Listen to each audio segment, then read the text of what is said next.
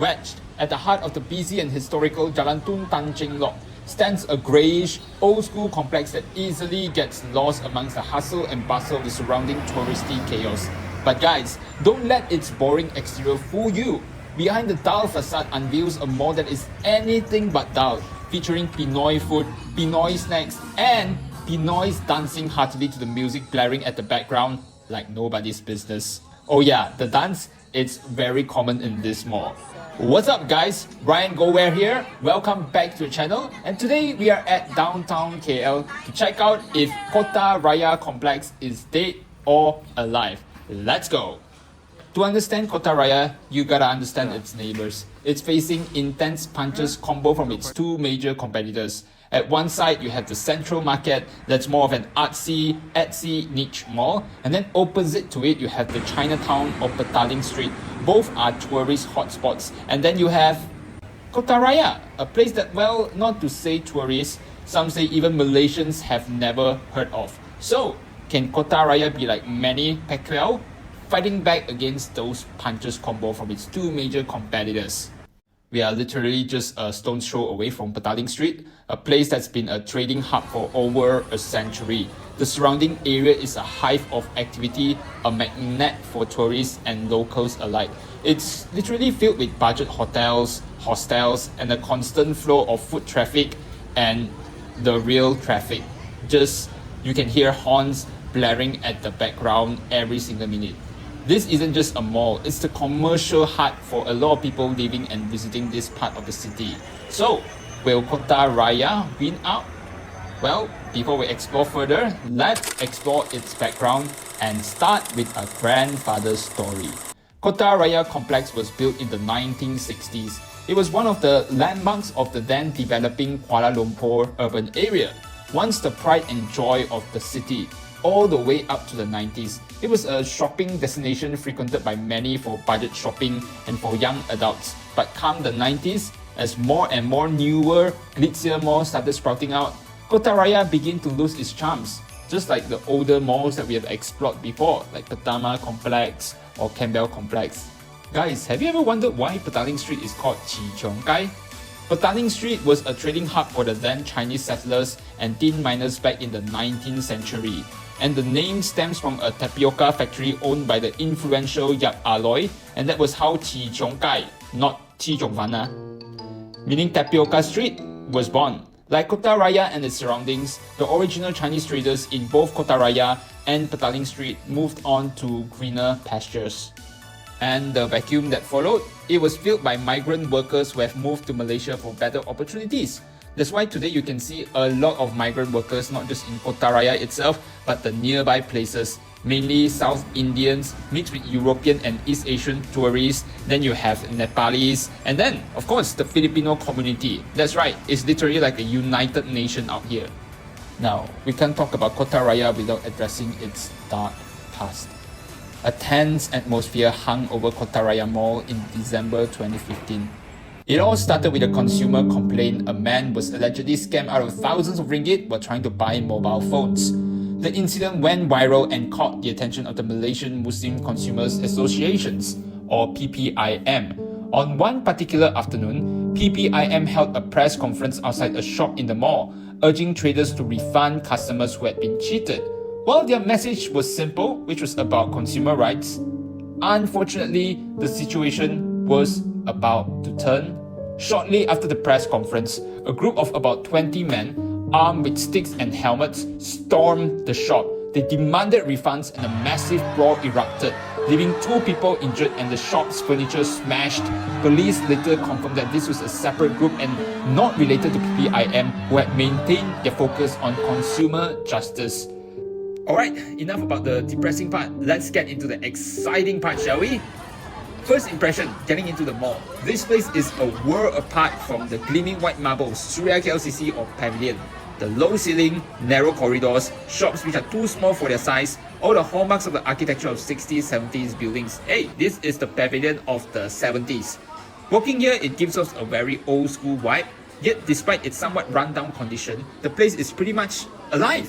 Supported by the migrant community, especially those from the Filipino community, Walking in here felt like I've suddenly been transported to Manila, and that's why some even call Kota Raya Little Manila. Driving in here, the parking area is actually quite obscure. It's not directly drive in from the main road. You have to make a sharp turn to the narrow back alley to access it. Else, you'll be driving into the Pudu bus station. The parking here, as expected from KL, is exorbitant. It's 3 ringgit and 20 cents for the first hour and 2 ringgit and 50 cents for the subsequent hours. Coming into the parking, it's like driving into a time capsule. Faded paint, dusty, just pure hardcore concrete. No fanciful epoxy coating like those newer malls. Nah. Walking in, the liveliness of the place instantly hit you.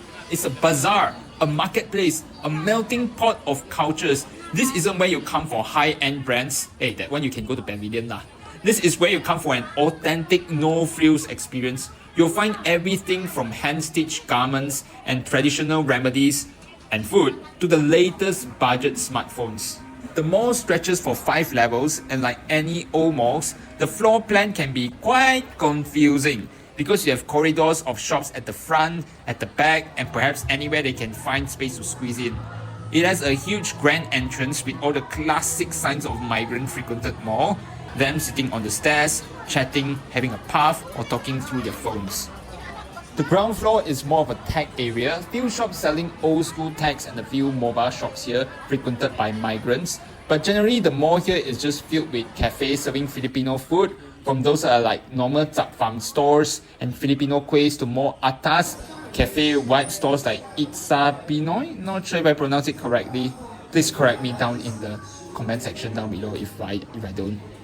Also, each level has shops selling clothes, pants, jeans, bags, etc. at a very bargain price. Some even as low as 5 ringgit for a dress.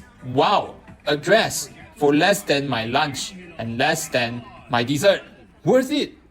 Also, there are plenty of salons, pedicure shops that are kind of weird setting where they have a cafe beside or in front of it. Won't be expecting hairs flying into your food, eh? And then of course, this mall, each level is also littered with money exchanges for migrants to send back their hard-earned money to their home village. Yeah, plenty of them. Every level, different brands, different vibes. Yeah, it's a mall that can fulfill most of your needs. Perm up your hair to meet with your friends, go for some bargain hunting with your friends at the many bazaar-like shops here, and after the hunt, drop by the cafe to sip on some hello. Hello, So, hello. what's hello? I guess it's kinda a Filipino way of saying hello. It's crushed ice dessert served with many colorful ingredients and condensed milk, kinda like your ABC, just that they are less stingy on the ingredients. How colorful? Even the rainbow would be jealous. It's IM12 for this one humongous portion. I think it's like about 1 liter. It's kinda heavy. You have the yam ice cream at the top, and each sip is like a treasure hunt. You never know what you might sip into. Melted ice cream, tapioca balls, jellies, sweet potatoes. But if you are not a sweet person like me, wait, that kind of sounds wrong. Let me rephrase. If you are a person who doesn't particularly fancy sweet food, then maybe you might want to share it with your friends. It's still a refreshing drink nonetheless on a hot afternoon. It's a very happening place. You can see a lot of Filipinos here speaking excitedly in Tagalog, and also music blasting in the background. Even some Pinoy singing and dancing to the music. They are a very musical community. Kind of like a show to welcome visitors coming into the mall. But of course, there are the quieter parts, like shops that are shuttered, empty, or unoccupied. It's still a stratified mall after all, but hey, don't expect the same vibes of older malls like Campbell Complex, Plaza Imbi, Sungai Wang Plaza here, right? It's actually palpitating with so much vigor. We went to try Pinoy food because why not? And at this more atas restaurant with names of food I can't even pronounce or know. What I know is some are salty, some are spicy and salty, and some people are just salty. The whole atmosphere is very inviting, save for the music that's just blaring loudly, like seriously loud. Hear this. That you have to talk to the person sitting next to you, like a mom screaming on her son to stop playing at the riverbank from 500 meters away. But still very inviting ambience. You know, they said that you can see some people singing and dancing at the restaurants, but alas, we didn't see anyone singing, just dancing. The food was really good, to be honest. I like this quail egg dip in this special sauce and the pork sausage. Didn't really get to try all the dishes, but boy was I filled. We had adobo, sausage, inasal, dying, and guys, please really do correct me if my pronunciation or names are off. And some of the dishes that I can't remember the name at all anymore. But I didn't get to try balut because they didn't sell it at that restaurant.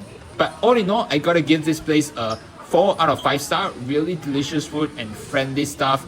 They even offered us free quail eggs. Alright, now that we are filled and we have energy, time to explore further.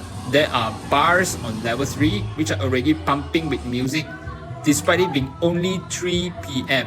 Yeah, kinda like, I say bar, but it kinda looks like clubbing with its dark and all sealed curtain up area. And what do you know? You have Jolly Bee here. This is a different kind of bee here. The ones that really do heavy work, like sorting packages. And then coming up to level 4, and the whole musical vibe just abruptly ends. This whole floor is just dead, like literally dead. No way around it. Literally, not a single shop is open here. Even the air cons are switched off on this floor. And looks like the lights are gonna switch off soon too. The 4th floor is literally a ghost town. I read that there used to be arcade entertainment outlets, but alas, now what's left is a shadow of its former self. Walking here doesn't really feel that creepy, just sweaty, because you can still hear the music from the floors below, except for this flight of stairs that leads to nowhere. So, after walking through every floor, smelling the food, and talking to the people who work here, is Kota Raya more worth visiting? A resounding absolutely. If you're someone looking for a bargain, look no further than here for your dress or jeans, and just want to try something new, a piece of Filipino culture, this is definitely the place. Plenty of Pinoy eateries to choose from Muslim friendly to non-halal, from a gerai-like ambience to a more high-class cafe-like atmosphere. So next time if you ever travel to Philippines and forgot to buy presents for your mother-in-law, drop by here. They can never tell the difference. And save yourself some lashings from your wife. So while the headlines might have faded, the mall itself has not. It's a living, breathing part of KL, holding on to its identity in the world of endless gentrification. Have you ever bought something from Kota Raya before? Tell me your story in the comments below. And guys, remember to like and subscribe for more real explorations. With that, thanks for watching.